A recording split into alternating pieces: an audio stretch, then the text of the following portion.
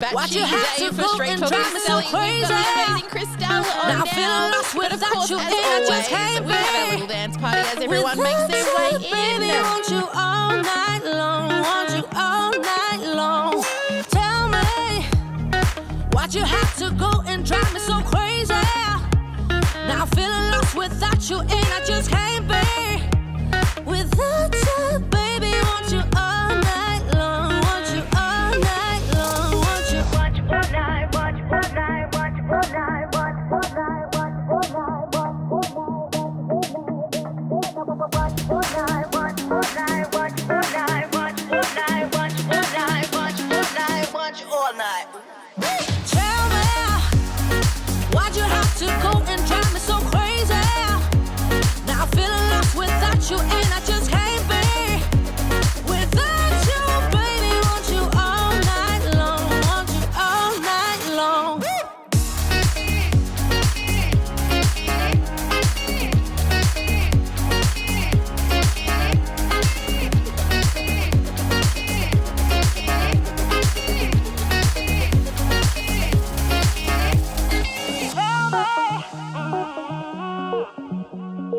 Baby, now I'm feeling lost without you, and I just can't be without you, baby. Want you all night long, want you all night long. Give me all your love, baby. Give me all your love, baby. Give me all your love, all your love, all your love. Give me all your love, baby. Give me all your love, baby. Give me all your love, all your love, all your love.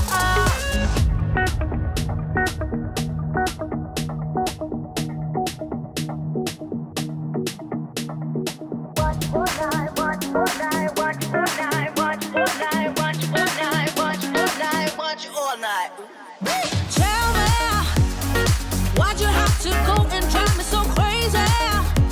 Now I'm feeling lost without you, and I just can't be without you, baby. Want you all night long, want you all night long.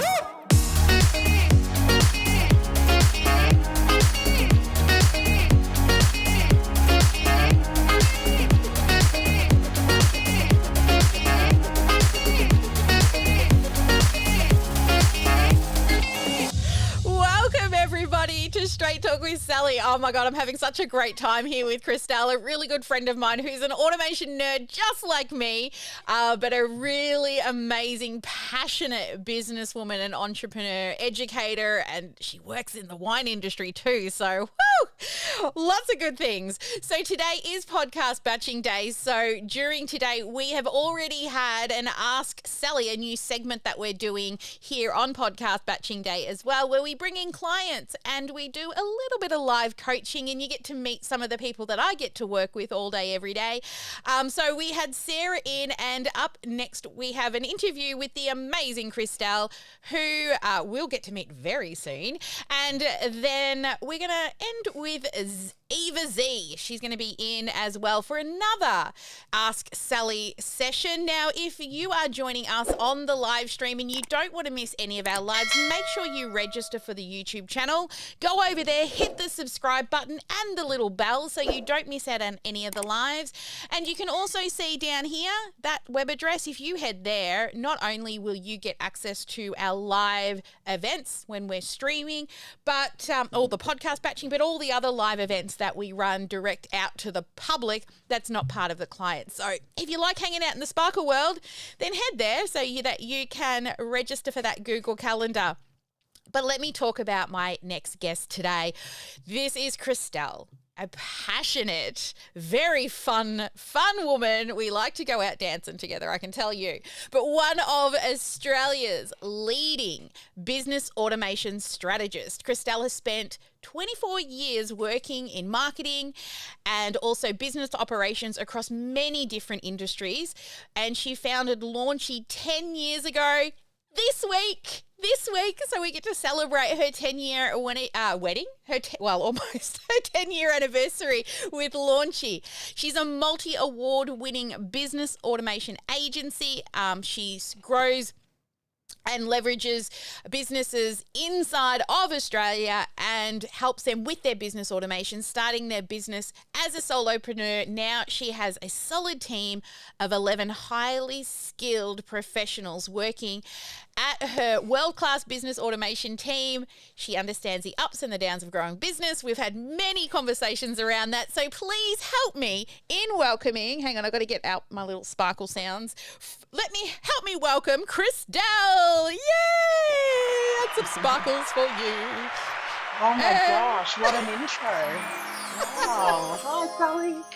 Hey, beautiful. How are you? I'm amazing and very excited to be finally on your podcast. I know, right? We always catch up when I'm in Sydney and sort of really built a great relationship over the last few years together because we geek out on all things keep, all things automation. You taught me you got to bleed green, and I'm like, yeah, that's what I do now. Even though it's not purple, it's okay. Now, before we get into talking about automation, can you share with our listeners and viewers out there a little bit about your background and, why it is that you do what it is you do? Sure. So, like you mentioned a second ago, we're an agency, or my agency is called Launchy, and we actually rebranded a couple of years ago. Before that, we had a different name. We needed to kind of, you've got a solid brand, and everyone knows. I've even been in places with you, and strangers come up to us and go, "Aren't you Sally?" Like, yes. And so we had to reinvigorate our brand, which is now Launchy. And I've been working in this industry for 10 years as Launchy, a little bit longer as a marketing consultant. And that's kind of where we morphed into automation.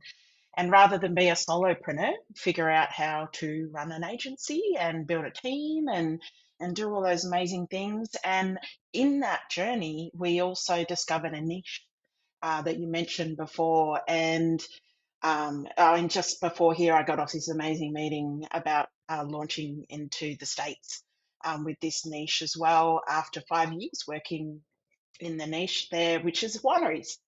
And who doesn't like a beautiful glass of wine? Oh, I know.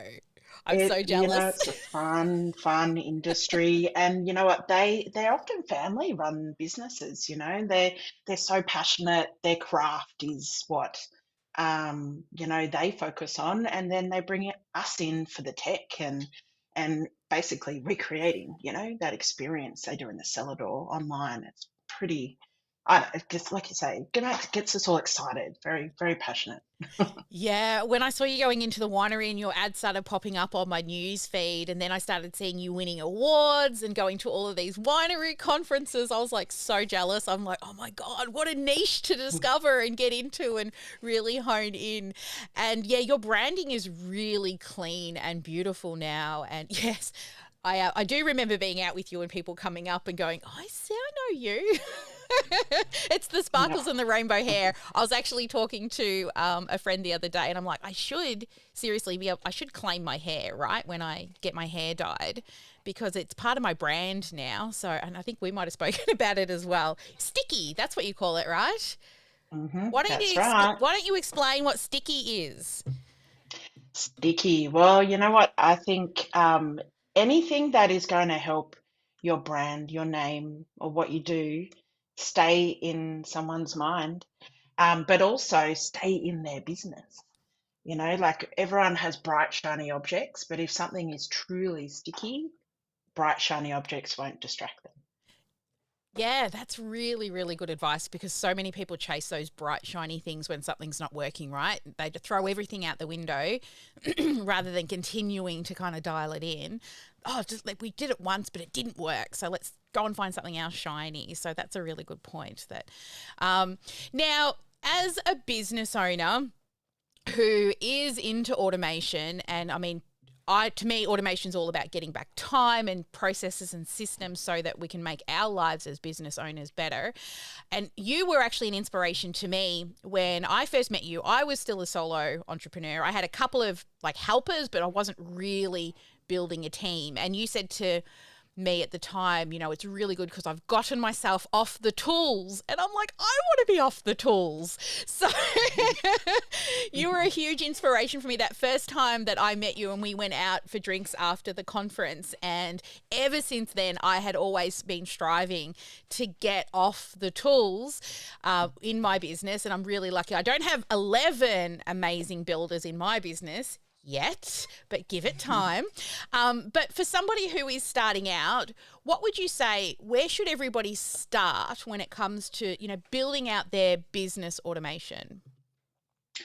You know what? I would say start at, I mean, it kind of probably sounds like a bit of a cliche, but at the entry point, like look at your business and figure out where are people coming in to either find your brand or get part of your database, walking into the cellar door, walking into the restaurant, the cafe, the laser studio, the whatever the business model. As a coach, and I know you have a lot of coaches and service-based businesses like that. It's often online. It might be social media, or it might just be on a landing page. Like, look at all those points, and then figure out what you need a system behind you, because more so than ever, we need to look at uh, we need to do more with less. And that's what automation should do. It should give serious scalability and leverage. And we want to keep people sticky to us, stay Yeah. top of mind. So you need the system, the entry points, and then that's where you start to make decisions on the right systems and how you're going to do that and learn. It's not just about the button pushing, it's about the strategy behind it. Oh, you've just said one of my most favorite words, strategy, right? It's about the strategy. Remember that, people. It's the strategy. Posting on social media is not a strategy.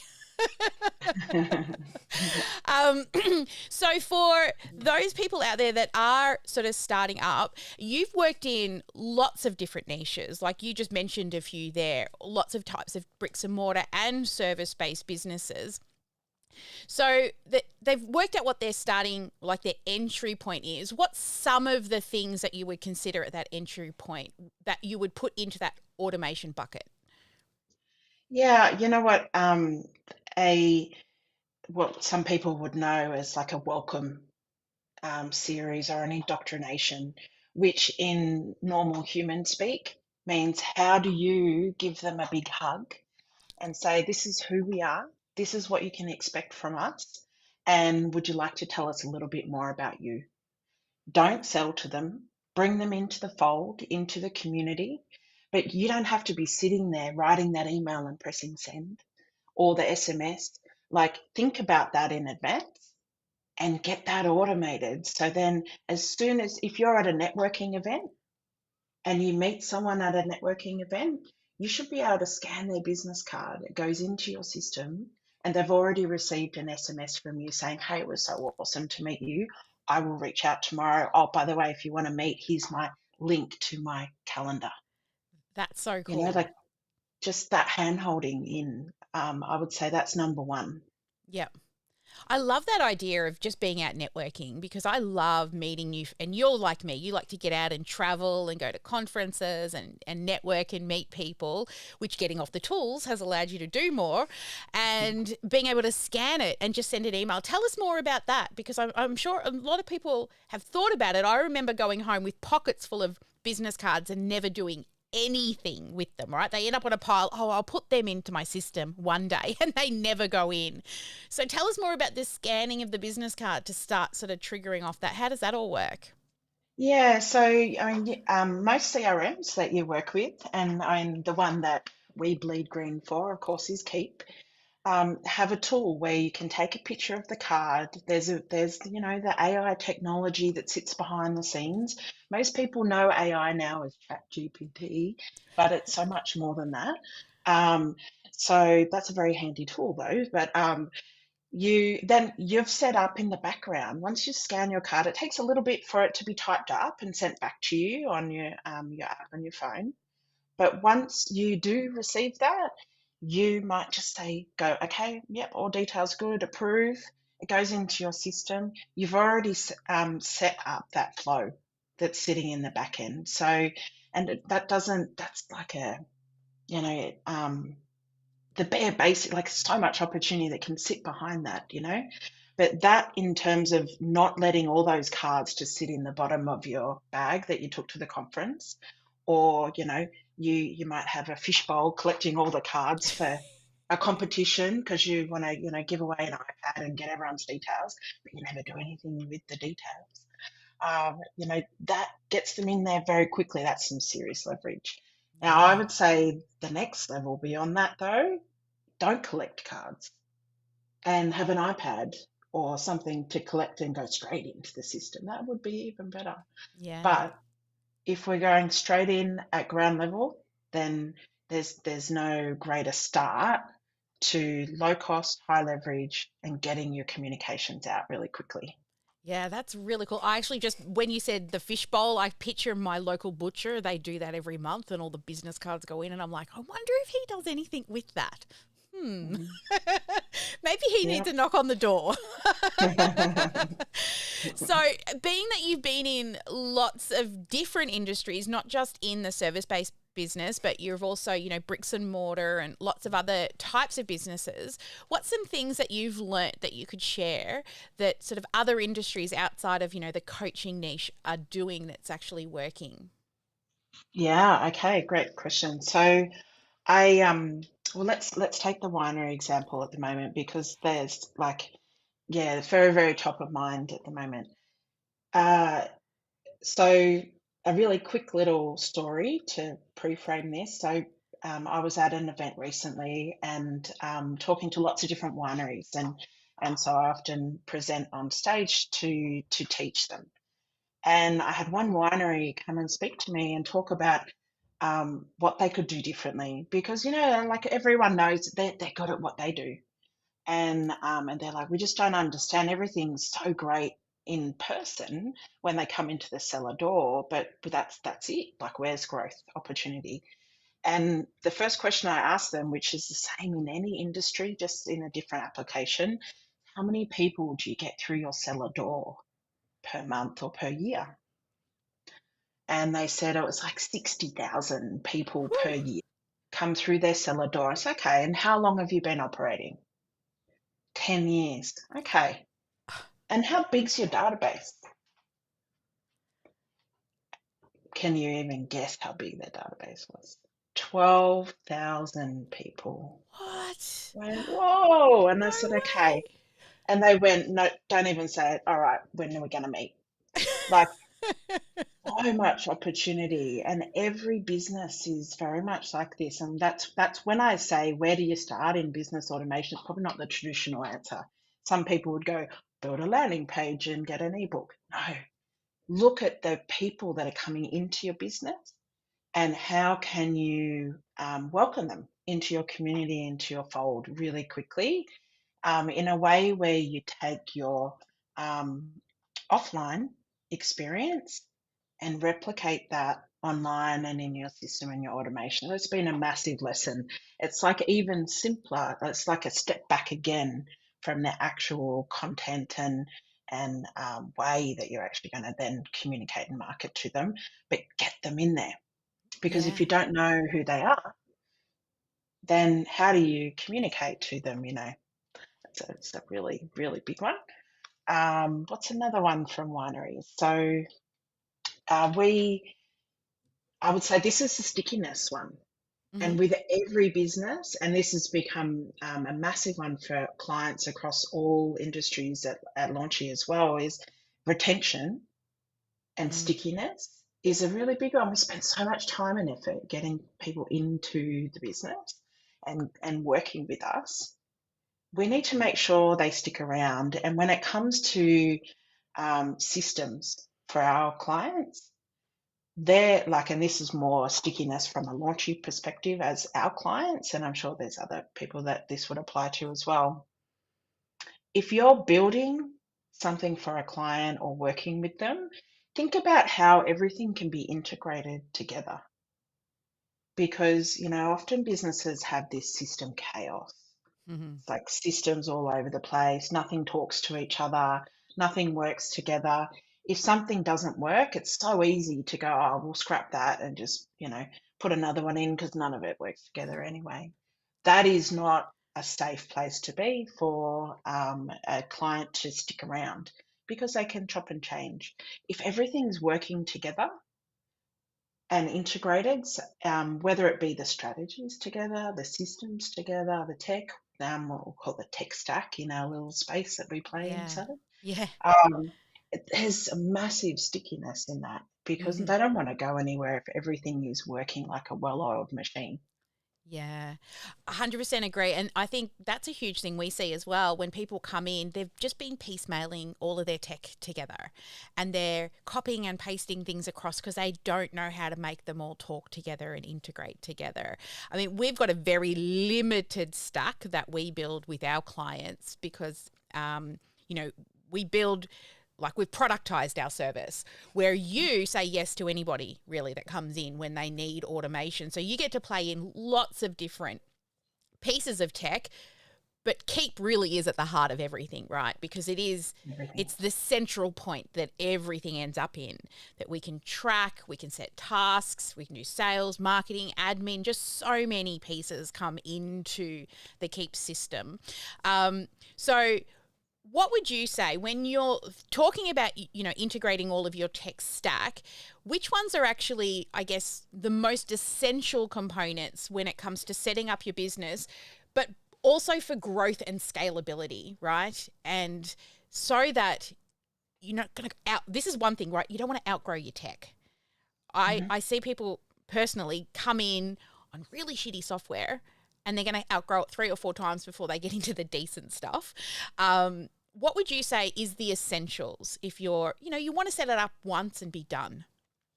Yeah, that's a really great question. So definitely Keep is the heart and soul. It becomes the brain and the main communication tool, but the data, it's holding the data.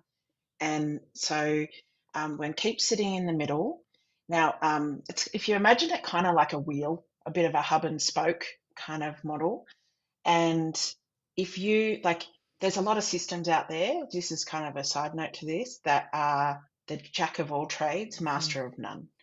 Our recommendation and how we work with our clients is all in one is not really all in one. It's kind of all in none.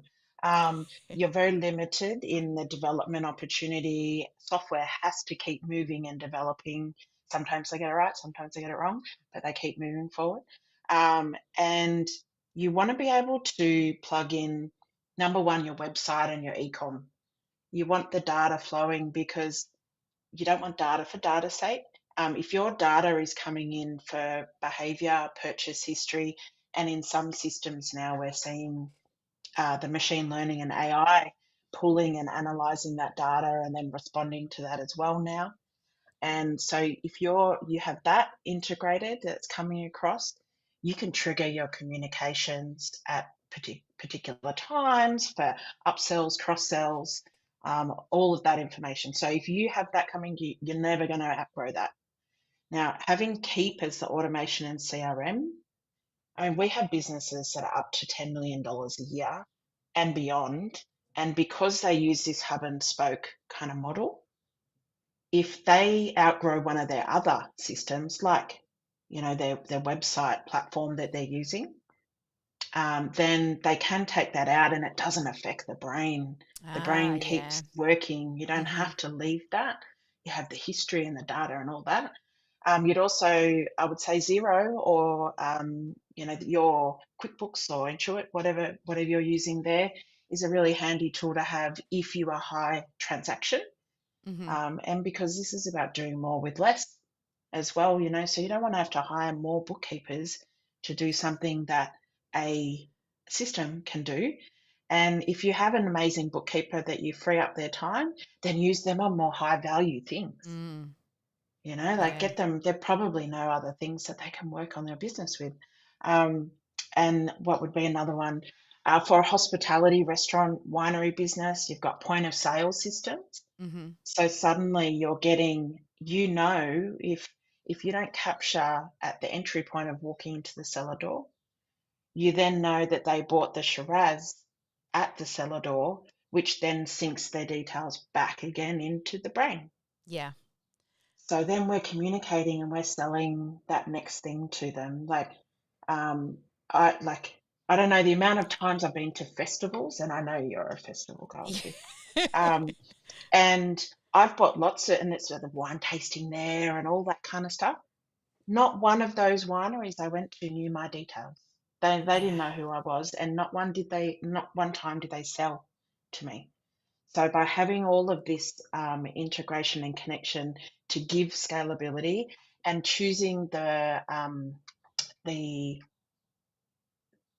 what's the right word? So the master, the niche system for that particular area to plug in rather than trying to make one system do it all Yeah. is the key to Hmm. scalability, Yeah. 100%.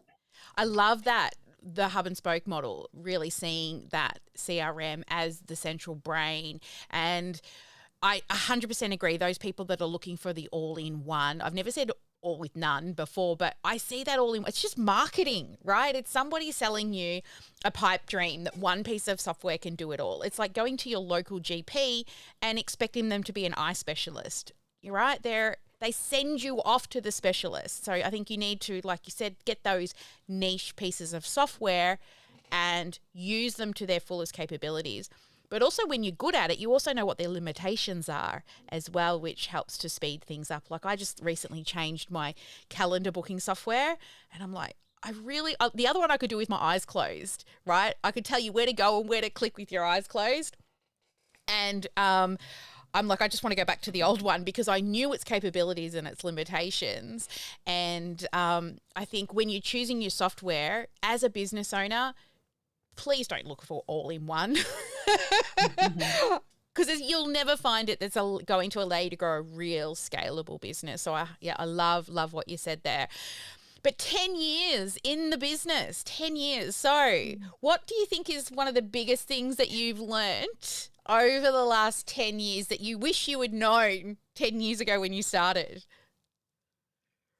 Uh, oh gosh, there's been some doozies.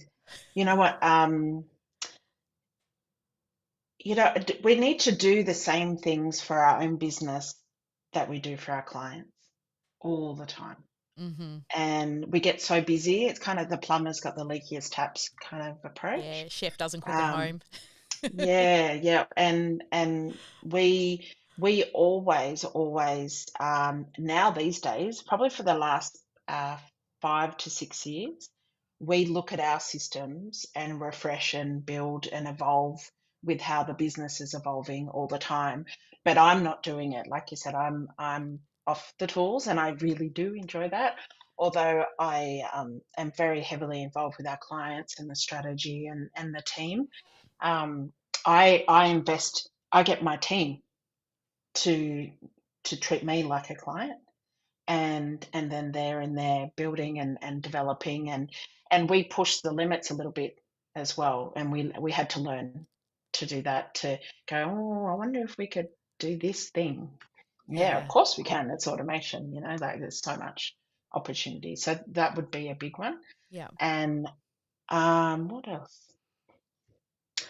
You know what? I feel very blessed and grateful for yeah, like there's been so many. Oh, numbers would be a big one. Stay on top of your numbers. Yeah. And I like I was thinking of all the lessons and things learnt, and that would be a really massive one. And also, you don't have to do it all yourself. I have a business partner that's been Peter, who has been part of the business. Well, actually, from the very, very beginning as a friend, he was Mm-hmm. supporting me, and then he came in as a business partner a few years in, and he's sales. Of course, I'm doing sales as well, but he drives sales, Mm-hmm. and he stepped into the CFO role for the business probably about 3 years ago now, Mm-hmm. and that has been phenomenal. So I wished I had have known how important that is, and not just paying the bills and invoices and super like we all think is managing the finances. It's actually there's so much more to it. Yeah. And so I would say that's a big one. Yeah. So as you've built up your business, how did you know who to hire to be able to get you to this point where you could get off the tools? Yeah, that's a cool question. So our beautiful friends at Keep have been a massive part of the Launchy journey right from the very beginning. Now, you've heard me say this a million times, squeaky wheel marketing. Yeah.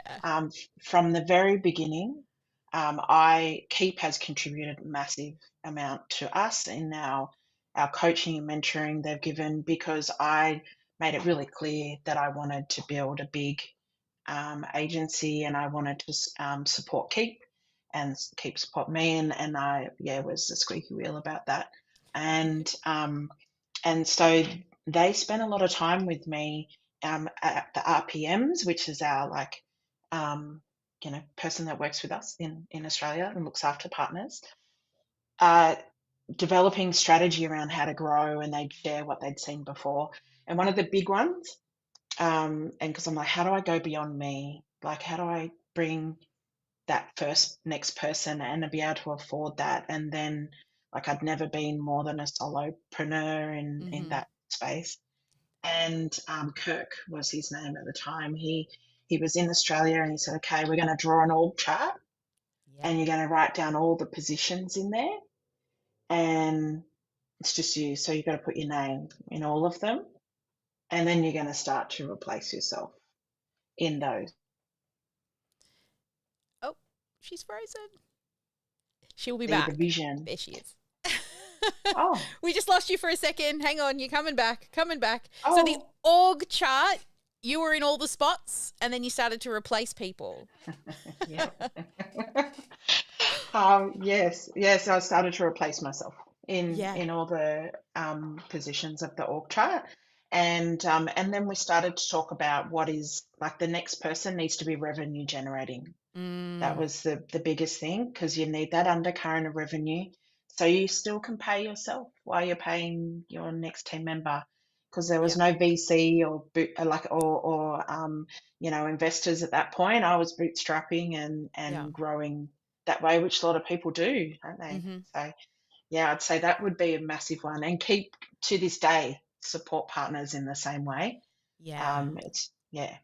I think it's awesome that we all get our like person. We all get to speak to them. We get to brainstorm with them. They've also, they're running a very large company. So, there's lots of other insights that, when you're not that big, you get access to and not only that, once you build a close relationship, like I'm a partner with lots of different pieces of software, but there is nothing like the support that Keep give their partners.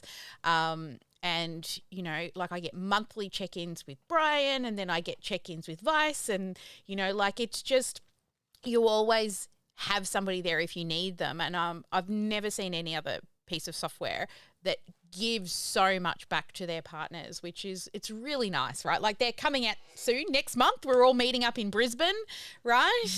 It's going to be so fun. Well, congratulations, seriously. 10 years. I'm on my way, getting closer. Thank you. I'm at nearly 6 years. So give me another couple of years.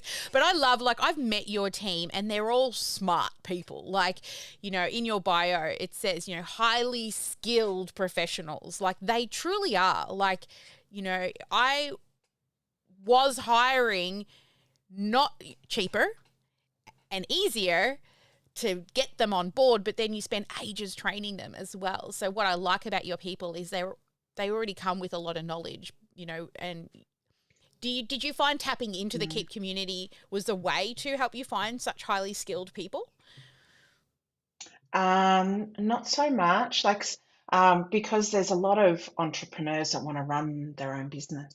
Mm, So to find highly skilled people that come in as like they're ready to go, basically, because any software platform there's a learning curve. mm-hmm.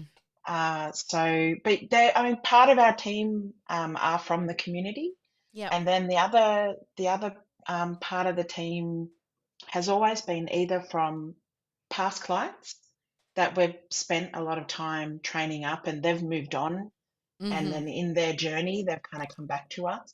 Yeah. Um, or I advertise and find those little hidden gems out there somewhere. Yeah. Yeah, hiring entrepreneurs is really hard because they're always looking for their own thing. Finding intrapreneurs, that's sort of something that I've learned over the last couple of years. Those people that don't want to risk all the money but still want to help build a business. But yeah, you definitely have a solid team, and you know Pete is amazing. I want me a Pete, seriously. I hear that a lot, actually. Yeah, we are quite lucky. We're a good combo, and it's Yeah, been many. Well, I actually hired him as a salesperson in a previous business I used to yeah, run before launchy, so it's been a long time. So, yeah, yeah. very, very blessed. Yeah. You are. Yeah. I think one of the biggest thing I just got from you then was, you know, the next hire needs to be revenue generating, because there are things that you can hire people for, but if you're not making money, then, you know, what's the point? Like we're currently working with, well, in our team is really defining their roles and working out what are their income producing activity tasks, so that they're not like scattered all over the place working on anything just for the sake of working on it. And definitely got a lot to learn from you. Now, we have some, we call them sparkle questions, which are a little bit off topic.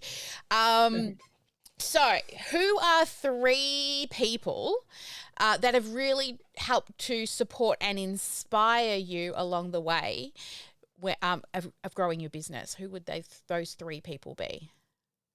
Oh, wow, three people. So, oh gosh, there's so many. Um, You know what? Oh, gosh, the person that pops to mind first up would be a lady by the name of Michelle Falzon. She was someone that, at the very beginning of my marketing consulting journey, she kind of took me under her wing and answered a whole bunch of questions on how do I go from being an employee to a marketing consultant. And she was already dabbling in the digital space. So she's amazing, and she's yeah. If you look her up, she's still very much in the forefront of digital marketing, content creation. Another person would be, you know, my life changed when I fell into a job at a place called Vision Pursuit, Mm-hmm. and I discovered Anthony Robbins. Ah, Because in a previous life, no, so before launchy, yep. I used to market big events, Mm-hmm. and I spent a lot of time with people like Anthony Robbins, Christopher Howard, Dr. John Demartini, Brian Tracy, like all of these amazing, amazing people that I didn't even know before this job Mm-hmm. existed. So this was quite a long time ago, and but I was never exposed to them. And so to do my job as marketing manager at this company, I had to go and do all their events and all the NLP training and all the this and the that and the David Destinies and Walk on Fire. And so that gave me this platform of, oh my God, I can do anything. So that was pretty monumental. And third person. Um, Gosh, it's a hard one, that one. You don't want to leave anyone out, right? But it's Yeah, yeah. You know what? There's been so many people along the way. You know what? I would say the one that have made a massive difference, and it's like a small group of mm-hmm. people, this last third one, Yep. because the person changed a few times. About a year before the pandemic hit, Mm-hmm. we started to do business coaching. So Pete and I had a dedicated business coach, and they were part of the Entourage community. Mm-hmm. We no longer do that coaching anymore, but we continue the principles that we Mm-hmm. learned, and that's what and our coaches along the way were like perfect for what we needed to Yep. get through the all the things we did get through, like all the businesses, and do rebrand, Pete becoming a CFO, like all those things taught me as a CEO how to, um, build the business up to get stronger again and learn the lessons you need to learn to power on. And Yeah. so I would say, oh gosh, there's like, I keep thinking about, there's so many more, but we'll stick with that. Yeah, okay. I know, like you asked the question, I've thought to myself, if somebody asked me that, I just don't know who. Like I've got a few that will probably come tip of mind, but yeah, then you'd like, oh, but I don't want to forget anybody because so many people are a huge influence. Well, let's shift it, keeping on the influence side. What about books? What would be your top 3 books that you would say have been a big influence? Interesting question. I don't make a lot of time for reading actually. And I would like to. I'm more of an audiobook person, I Yeah, I'm guess. 100% an audio book. That's Yeah. the collection of my books back there, and it's probably because I've listened to them 12 times on Audible and then decided I might buy the hard copy. Yeah. I more buy the books and think it's like an osmosis kind of thing. It's like, well, it doesn't work. Um, but there are a few. So I remember from really early on in my early teens, Rich Dad Poor Dad was a big one Oh, for me. yes. I wish they taught that Uh, stuff in school. yeah, that's right. A series of books that I used to absolutely love as well, and I use it as a metaphor for our clients these days, is choose your own adventure books. Oh, So yeah. I'm a big believer that we do choose our own adventure. We create our own reality, and that's also what we do in automation. And you building these adventures. And then another one was, gosh, oh, you know what I'd say? Who moved my cheese? Who moved That my would be another one. cheese? Oh, tell Yeah. me more. Who moved my cheese? I don't know this one. So it's kind of, well, it's a very easy read. Yeah. It probably only took me an hour and a half or something. Like it wasn't Yeah. very, like it's little, but it's about like that goal that is in the future. Mm-hmm. And when you finally get to it, it's not always what you think it is. And it's like, oh, hang on, did that goal move? Yep. Like, oh, where is that? Like, so I would say, pick it up. It's an easy one to read, that one. Yeah. I'm always Oh, looking there's for it. one more though. I go Oh, for it. Come on. Hit me with it. good old Tim Ferriss. Yep. Yeah, 4 Hour Work Week. Like Yeah. why? Like it's always out there, and I actually need to read it again to remind Mm-hmm. myself on some more principles. Yeah, yeah. That's Yeah. like the good ones you go back to, right? And look for something new to implement. Okay.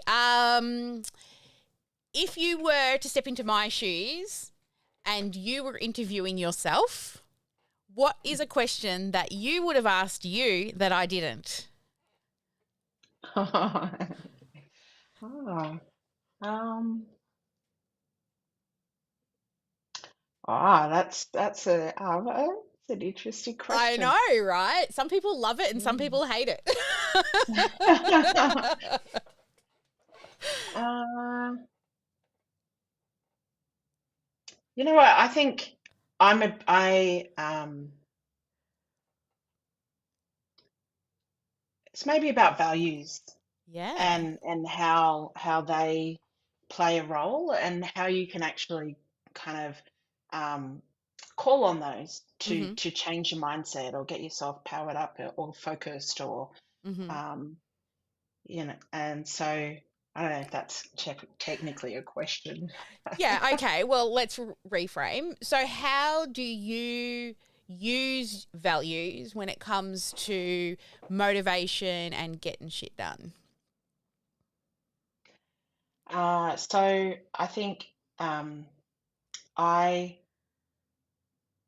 and the reason why I thought about that before Uh-huh. was because I was totally freaked out and nervous about a talk that I had to do recently in front of a whole bunch of wineries because everyone else looked so much more experienced and ingrained in the industry. So I Uh-huh. felt like an imposter. I'm like, oh, who am I? I've only got this little thing.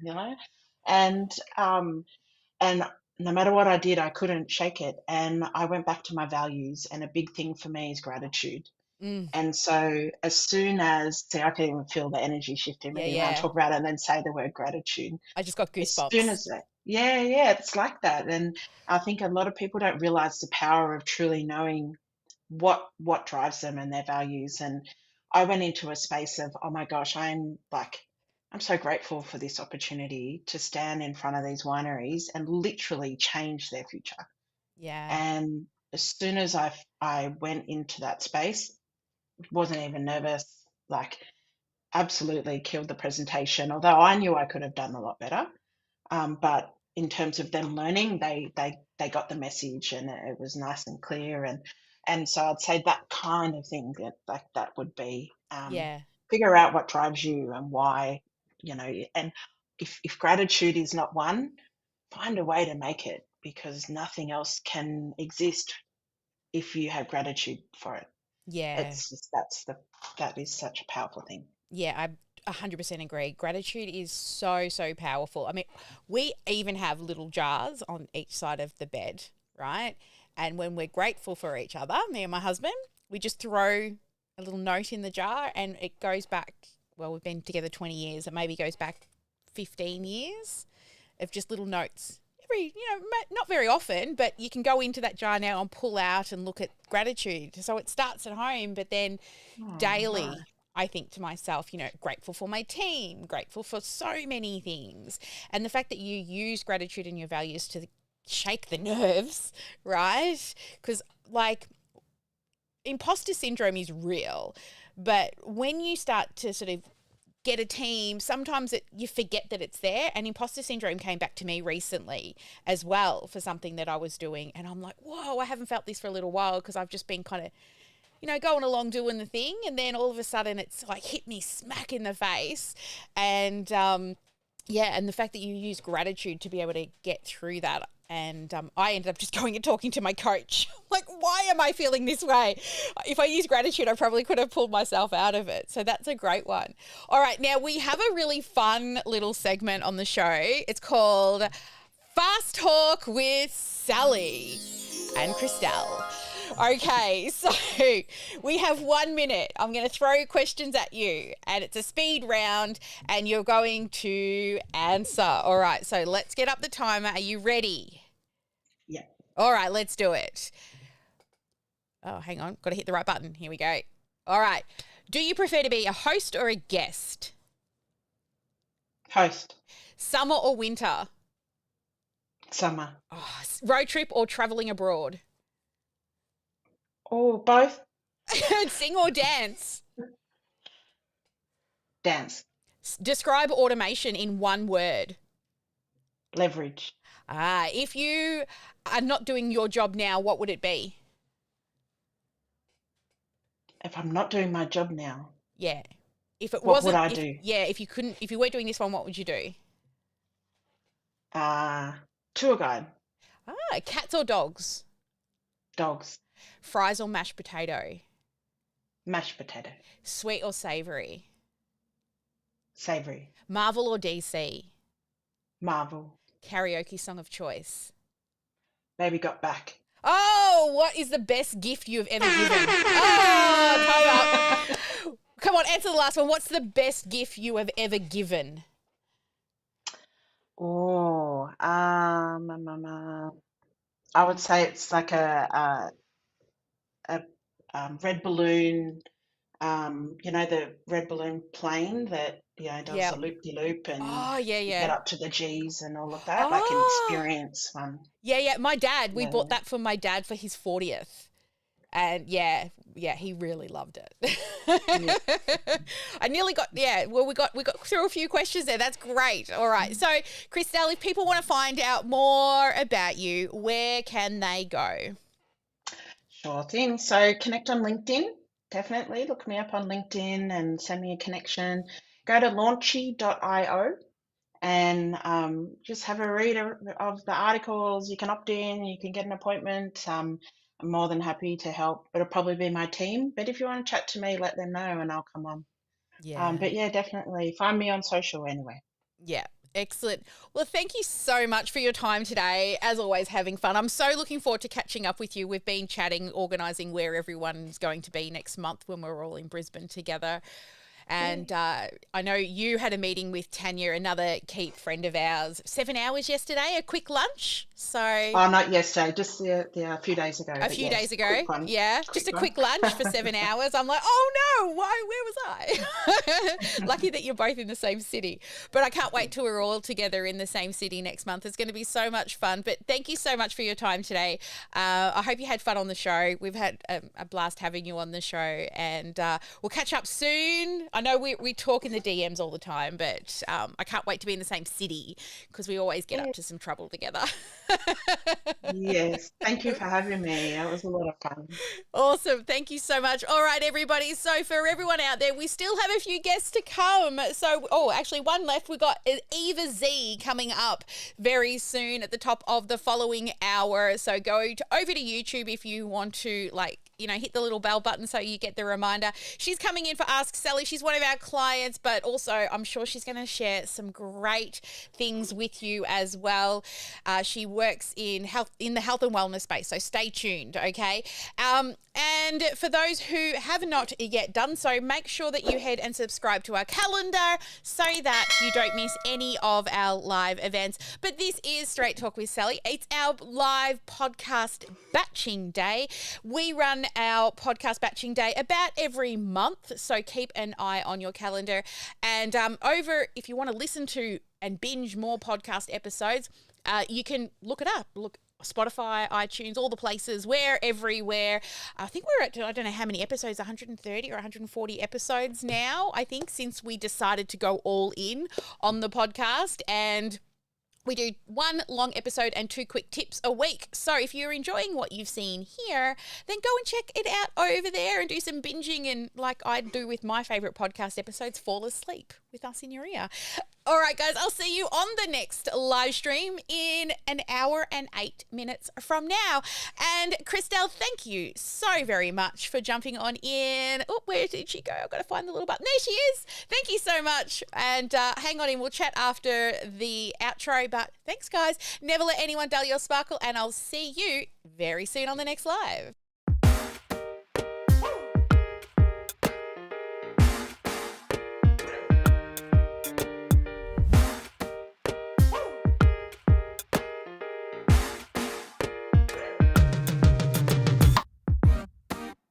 I will not bow down.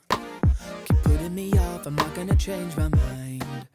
You're headstrong forward, but this time around I'm taking my time. Don't push me, I'm not coming down, I'm not giving up.